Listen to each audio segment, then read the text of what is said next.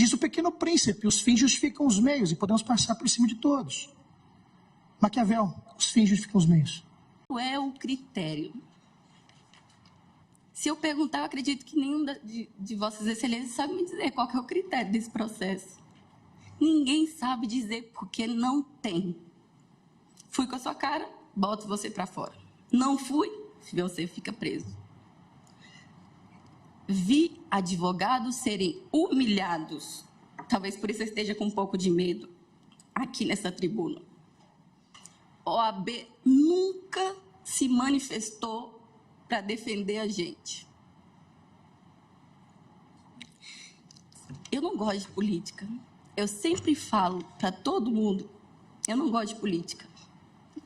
Então, meu choro aqui não é por partido, é pelo meu trabalho, que é tão desvalorizado que eu nem sei para que eu estou falando aqui se ninguém vai me ouvir. Olha que engraçado. Provavelmente é o que todos eles dizem lá dentro. As sentenças já estão prontas. Quem duvida disso? E hoje, mais uma vez, confirmei e acredito que já estejam mesmo. Com tristeza, presidente, que o constituído, o réu aguarda que o seu advogado venha aqui, venha defender tecnicamente, venha analisar tipo por tipo. O advogado ignorou a defesa.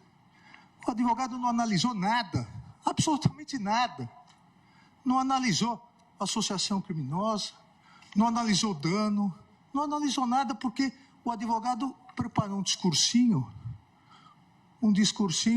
para postar em redes sociais. Isso é muito triste. Os alunos que aqui se encontram, os alunos do curso de Direito da Universidade de Rio Verde, de Goiás, hoje tiveram uma aula do que não deve ser feito na tribuna da Suprema Corte do país. Vossa Excelência sabe o rigor de vigilância e cuidado que deve haver lá. O fato é o seguinte, eu não vou entrar nesse mérito hoje. Acho que não nos cabe, pelo menos da minha parte, não é intenção entrar nesse mérito hoje. A minha intenção é avaliar a conduta do senhor Aécio Lúcio Costa Pereira. Ministro André, se me permite, já que Vossa Excelência entrou, nesse caso, as investigações demonstram claramente o porquê houve essa facilidade.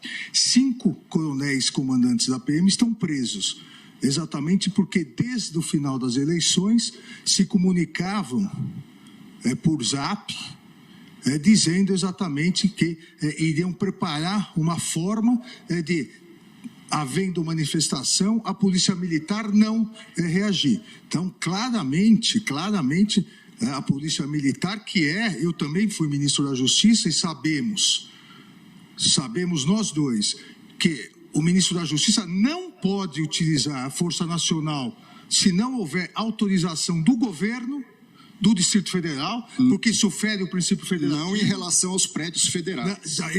Não em relação à Praça dos Três Poderes. Mas em relação às edificações federais, ele pode e deve com fazer. todo respeito, Vossa Excelência, querer falar que a culpa do 8 de janeiro foi do ministro da Justiça... Vossa Excelência que está dizendo isso. É um absurdo. Vossa Excelência que está dizendo isso. 5 comandantes estão presos. Muito embora eu queria e o Brasil quer ver esses vídeos do Ministério da Justiça. O ex-ministro da Justiça, que sucedeu Vossa Excelência, fugiu para os Estados Unidos, Eu sou advogado de ninguém e jogou o celular dele no lixo. Eu não sou advogado e foi preso. Ninguém. E agora Vossa Excelência vem no plenário do Supremo Tribunal Federal, que foi destruído, para dizer que houve uma conspiração do governo contra o próprio governo. Não coloque palavras na minha boca. Nesse ponto, cumprimento desde logo o eminente ministro Alexandre de Moraes pela condução do feito e pelo alentado voto proferido na data de ontem. Antes de avançar, quero registrar que acompanho o eminente ministro relator Alexandre de Moraes para afastar todas as preliminares arguidas para a defesa técnica do acusado. Portanto, deixa inequívoco o dolo consubstanciado aqui na vontade livre e consciente de destruir, inutilizar ou danificar. Empregou-se extrema violência e o uso de substâncias explosivas que deixam inúmeras marcas de fuligem e fogo em obras de arte de inestimável valores, simboliza o poderio engendrado pelos manifestantes criminosos. Enfatizo que os prejuízos causados ao Estado brasileiro pela ação dos agressores foram e são, de fato, imensuráveis. Viu-se na denúncia e documentos trazidos com a inicial parte do cálculo dos danos. 3.500.000 no Senado, 1.102.000 na Câmara dos Deputados e mais 9 milhões no Palácio do Planalto, além de cerca de 11 milhões nesse Supremo Tribunal Federal. Importante ainda sublinhar que os danos envolvem bens tombados, a saber, os edifícios do Congresso Nacional, do Palácio do Planalto, do Supremo Tribunal Federal, do Museu da Cidade, do Espaço do Suposta, além da Praça dos Três Poderes e seus bens integrados.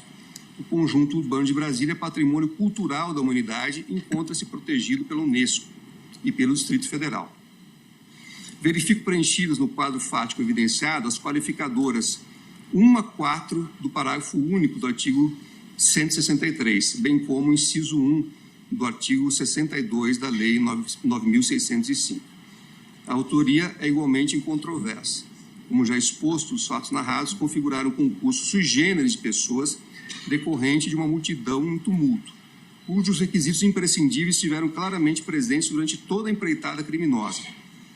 Pluralidade e relevância causal das condutas e liame subjetivo ou psicológico entre os participantes. Dessa maneira, as várias condutas exercidas contribuíram para os delitos e revelaram-se fundamentais para a execução. Houve nítida cooperação de empenhos, enquanto alguns desenvolveram ações nucleares, outros empenharam atividades acessórias. Assim, a procedência da denúncia no tocante aos delitos de dano qualificado e contra o patrimônio urbano e cultural também é de rigor. O réu também foi acusado pela prática de associação criminosa. Em relação ao pedido de indenização mínima formulado pela PGR na denúncia, nos termos do artigo 387.4 do Código de Processo Penal, acompanha o eminente ministro relator Alexandre de Moraes quanto ao valor fixado de 30 milhões de reais em favor da União em caráter solidário, tão somente a título de danos materiais, especialmente em vista do que foi apurado e quantificado pelas perícias realizadas ao longo da fase de instrução. É que eu subscrevo integralmente o voto do eminente relator, mais uma vez cumprimentando não só pela densidade, pela boa técnica e também pela condução desse processo. Encerro, presidente, repetindo as minhas palavras iniciais. Nós poderíamos estar em algum lugar contando a história da nossa derrocada, mas nós estamos aqui, graças a todo um sistema institucional, contando como a democracia sobreviveu e sobreviveu bem no Brasil. Obrigado. 2/7 de setembro, em que imaginávamos que aquilo poderia descambar para a arruaça que se transformou o 8 de janeiro. Nós sabemos disso, o ministro Fux viveu essa realidade, a ministra Rosa. Em suma, então são questões que precisam ser olhadas nessa perspectiva.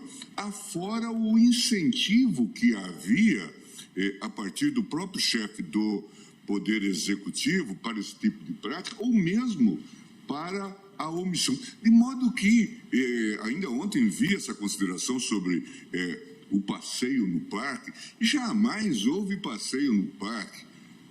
Não se tratava de passeio no parque, ministro Cássio, nem de um incidente. A cadeira que o senhor está sentado, depois, a cadeira que o senhor está sentado, estava lá na rua, no dia da invasão. Só para justificar mesmo, essa expressão não foi minha. Não fui eu que disse isso. Então, está longe de se tratar disso. É preciso que a gente contextualize isto e que havia É importante essa contextualização, se me e permite. só para encerrar, desculpe-me mesmo, mas só para encerrar, na verdade, estava implícito em toda essa ação que, ao fim e ao cabo, diante da anomalia, da anarquia instaurada, nós teríamos uma GLO. E aí o ministro Alexandre coloca muito bem. Imagine que esses fatos tivessem ocorrido antes do dia 1º de janeiro, com o governo, então, anterior no poder. E nós tivemos situações desse tipo, é que os fatos vão se acumulando e nós perdemos o contexto.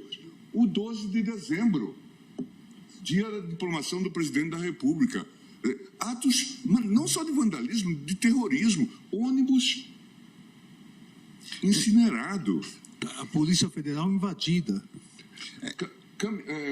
Carros pegando fogo embaixo de posto de gasolina. Há muitas perguntas sem resposta, ministro Gilmar. Não, eu digo só para colocar. Agora, eu estou tentando me deter no caso concreto. Não, sim. Porque, vamos lá, eu fui ministro da Justiça.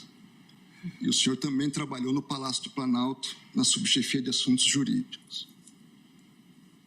Em todos esses movimentos de 7 de setembro, como ministro da Justiça, eu estava de plantão com uma equipe à disposição, seja no Ministério da Justiça, seja com policiais da Força Nacional que chegariam aqui em alguns minutos para impedir o que aconteceu.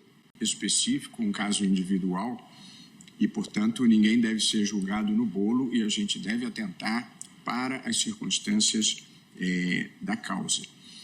Mas esse debate que nós estamos travando aqui e as discussões que antecederam o meu voto bem revelam isso, é um pouco um reencontro do Brasil com a sua história recente e uma história não tão recente assim e que marcou muito as nossas vidas, a vida da nossa geração. E acho que são tipos penais diversos, efetivamente. Mas aqui eu acho que se impõe a escolha por um deles. Eu acho que nesta situação específica a que nós estamos nos referindo, a tentativa de golpe de Estado, na minha visão, absorve o crime de abolição violenta do Estado Democrático de Direito, também em modalidade tentada. Do meu estudo do processo, me deu a percepção de que seria um bis in idem essa acumulação, ou seja, punir uma pessoa 2 vezes pelo mesmo fato, pedindo todas as vênias ao eminente relator, a quem já fiz os cumprimentos que me pareceram devidos e merecidos. Também entendo que houve associação criminosa armada e também entendo que houve os crimes de dano ao patrimônio público. De modo que eu estou, presidente, acompanhando o eminente relator em relação à condenação pelos crimes de associação criminosa armada, de dano qualificado pela violência e grave ameaça com emprego de substância inflamável contra o patrimônio da União, deterioração do patrimônio tombado e golpe de Estado. Mas não estou condenando pelo crime de abolição violenta do Estado Democrático de Direito, apenas por entender que aqui há uma superposição. Esse é um julgamento individual. Ninguém deve ser condenado no bolo, nem ninguém deve ser condenado para dar exemplo para coisa alguma.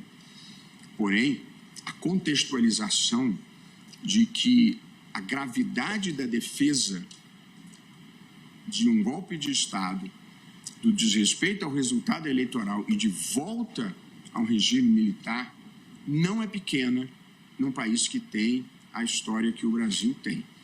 É sempre importante relembrar, presidente, que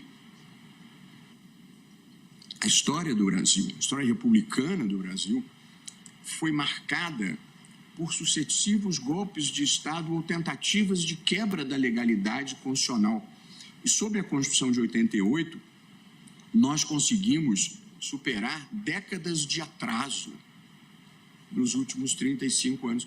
Apenas para não minimizar o que representa uma pregação de golpe de Estado e relembrando as últimas décadas da vida brasileira e as tentativas bem-sucedidas ou não de quebra da legalidade constitucional, Nós tivemos Revolução de 30, Revolução Constitucionalista de 32, Intentona Comunista de 35, Golpe do Estado Novo de 37, Deposição do Getúlio Vargas em 45, Contragolpe preventivo do Marechal Lott para assegurar a posse do Juscelino Kubitschek também, em 55, 2 tentativas de golpe contra Juscelino Kubitschek, Jacareacanga e Aragarças, veto dos ministros militares à posse do João Goulart em 1961, golpe militar de 64, mais os episódios que eu relembrei, prorrogação do mandato do Castelo, ato institucional número 5 de 68, impedimento da posse de Pedro Aleixo, outorga da Constituição de 69, fechamento do Congresso em 1977. Portanto, nós não podemos tratar com desimportância nem com indiferença o que as tentativas de quebra da legalidade representam na história do Brasil e como simbolicamente é importante a reafirmação de que isso é inaceitável. Consecutariamente, o ministro Alexandre de Moraes ele não deixou nenhuma dúvida sobre a autoria e a materialidade. No meu modo de ver, os bens jurídicos protegidos são diversos, razão pela qual Sua Excelência aplicou com extremo critério o concurso material, razão pela qual, senhora presidente, elogiando novamente os votos do relator, do revisor, não é motivo de elogios, que também o momento é trágico, temos que nos debruçar num caso tão dramático quanto esse, contra a democracia brasileira. Eu estou acompanhando integralmente o voto do eminente ministro Alexandre de Moraes. Tenho para mim devidamente caracterizada a autoria e a materialidade do crime pelo réu.